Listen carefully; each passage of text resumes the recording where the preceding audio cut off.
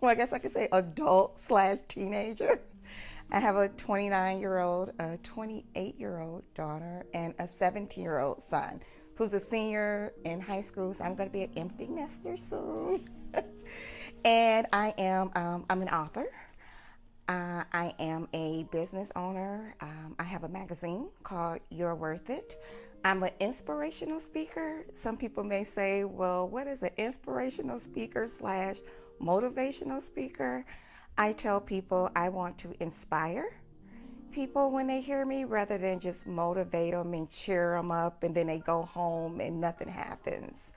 So that's me, pretty much what I do. I speak very openly about domestic violence. I am a survivor of domestic violence. When I moved here to Texas, I never shared my story. This happened back in Michigan. So when I moved here to Texas, I said, I had owned an insurance agency. I was doing fine. Nobody knew me. I was like, okay, nobody will know. And then I saw something on the news where a similar situation almost happened with a wife and her husband. And so God spoke to me and said, tell your story. So I started sharing my story, and that got me into doing speaking. So people started saying, hey, we want you to come and speak for us. I'm also a speaker for the National Coalition Against Domestic Violence. So I'm a huge advocate for domestic violence. I had a t-shirt when I would speak, and it says, I am worth it. And it would just remind me, myself, of what I'm worth. So I call that in uniform. It was my walking affirmation. So whenever I get up to speak, I will tell myself, whatever that it was, I'm worth my peace today. I'm worth joy today. I'm worth love today. Whatever that it was, I said, okay, I just had to remind myself. And then people started asking me, oh, where did you get that shirt? Where did you get that shirt? And so I just started, making the shirt. So all of the shirts that I have, it all speaks around self-worth. I have some that says I'm worth love. I'm worth my peace. I'm worth happiness. So everything I do is centers around self-worth. My hair started thinning like in my 30s, early 30s. It was just something like at the top. It was thinning. Now I'm going back to the incident that happened with me and my ex-husband. I had just got my hair done. I had a ponytail. It was up. It was, in Detroit, they spritz it, they grease it, they gel it, they do all kind of stuff to it. So I had just got my hair done.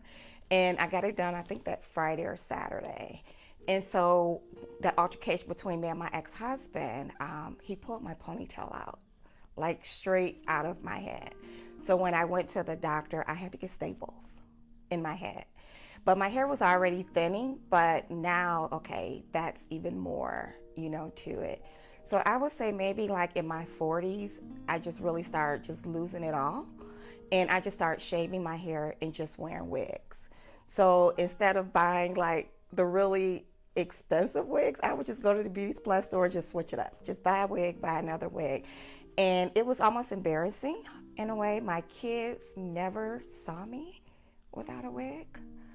So I always wear wigs. Even to this day, no one's ever seen my head because it's gone. All the hair is gone.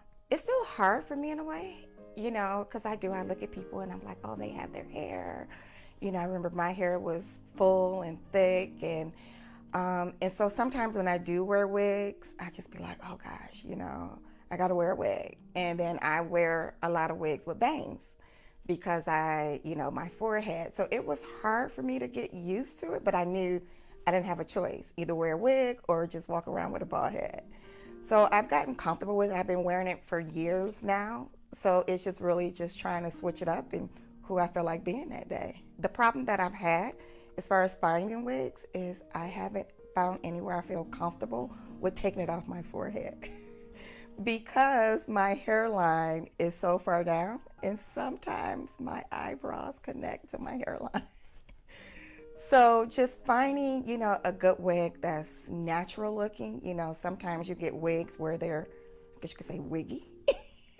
And so just finding something where it's just natural, where people will believe that it's mine because I'm already feeling some type of way because I know I have to wear them. Some people wear them because they want to wear them. I know I have to wear it. So I want it to look more natural where people are not really looking at it, like, oh, she has on a wig because I already feel bad anyway. Embrace it.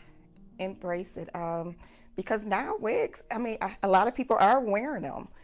Just feel confident, and that's why I talk a lot about self-worth. Just know that you're beautiful. Just know, whatever it is that you're going through, that it's okay. And just embrace it and just look good. Sometimes, even though I know how I'm feeling inside, but I just try to smile and just say, hey, I look cute today.